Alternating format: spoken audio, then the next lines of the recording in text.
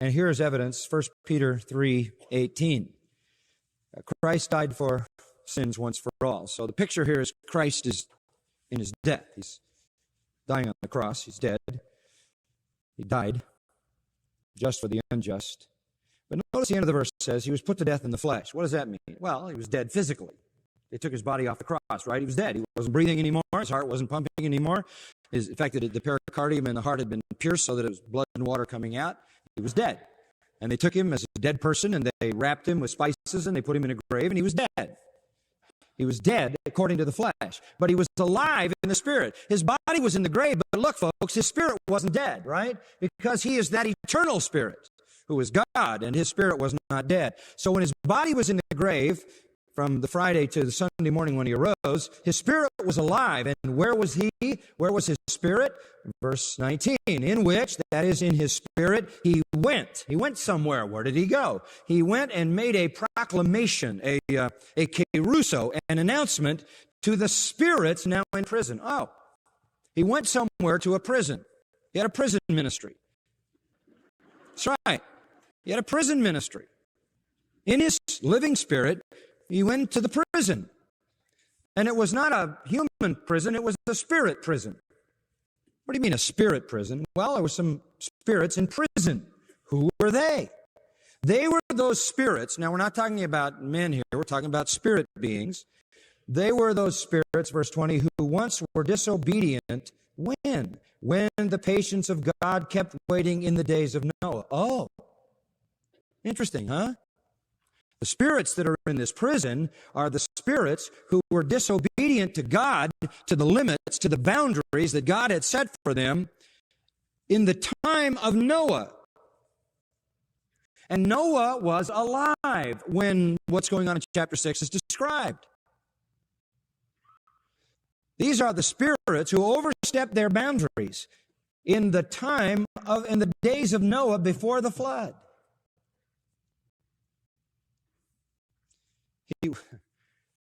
Those spirits hate Christ. They always hate Christ. And you can be sure that down in their prison where they have been, he put them in prison for what they did in Genesis 6, described there. Put them in prisons, in a prison for bound demons. They are bound there.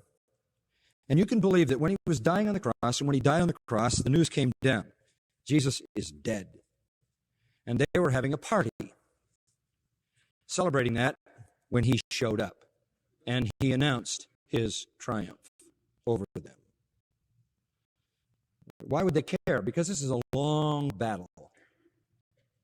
A long battle. Spirits, as a term, is never used for humans in the New Testament unless it is qualified by a genitive, the spirits of just men or something. It's never used to speak of humans. We're never called spirits. These are spirit beings. These are angels who are in a prison where they have been because they disobeyed God. They overstepped their boundaries in the days of Noah prior to the flood. That ties perfectly in with Genesis 6. Go to 2 Peter chapter 2, and let's reinforce this. In 2 Peter chapter 2, verses 4 and 5, Peter wants to make a point about judgment, and he wants to tell people that God's going to judge false prophets. Verse 1 talks about false prophets who bring in damning or destructive heresies. And he says in verse 1, swift destruction is going to come on them. If you're a false prophet, if you're teaching lies, if you're teaching false religion of any kind, any destructive, damnable heresy, swift destruction is going to come on you. And then he wants to make the point. You think you're going to escape if you're a false teacher? Let me give you an illustration. If God didn't spare angels when they sinned, but cast them into hell, or literally into pits of darkness reserved for judgment, and did not spare the ancient world, but preserved Noah, so forth and so forth. Wait a minute. What do we have here? God didn't spare the angels that sinned, but put them in some prison. 1 Peter calls it a prison. This calls it a pit of darkness. And these were some angels at the time of that ancient world of Noah again. Here they are again. And they're a classic illustration. Listen, if you preach false doctrine, you're going to be judged. And his illustration is, God imprisoned those angels who preached that false doctrine in the days of Noah. And that accommodates the interpretation that I've been giving you, that the problem was they were coming along with their typical religious lies about immortality and eternal life and godhood. And they were preaching those damning heresies, and they were judged then. And Peter says false teachers are going to be judged today, just as God judged those angels in that ancient time. He also adds that the flood came on the world of the ungodly. So we know the context of this. And then in verses 6 and 7, I find it fascinating that he says, and he didn't spare not only the ancient world, verse 5, but 6, he also condemned the cities of Sodom and Gomorrah to destruction by reducing them to ashes, having made them an example to those who would live ungodly thereafter.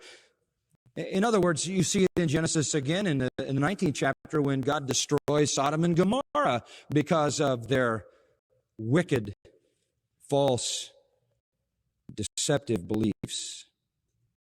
But again, 2 Peter 2, 4, and 5 connects the judgment of angels sent to pits of darkness with Noah and its a parallel sin. Listen to this carefully. A parallel sin and a parallel condemnation to the destruction of Sodom and Gomorrah. Let me ask you a question. Why did God destroy Sodom and Gomorrah? What sin? What is it? Homosexuality. That's why God destroyed Sodom and Gomorrah, because of the sin of homosexuality. That's the closest human parallel to what these demons did. They went after strange flesh. They stepped out of their appropriate realm when they came into man and polluted marriage. And that is as close a parallel as you can get to the human realm, where the perversion is for a man to have a man or a woman to have a woman. That too is stepping out of God's defined limits. And for them, for all of these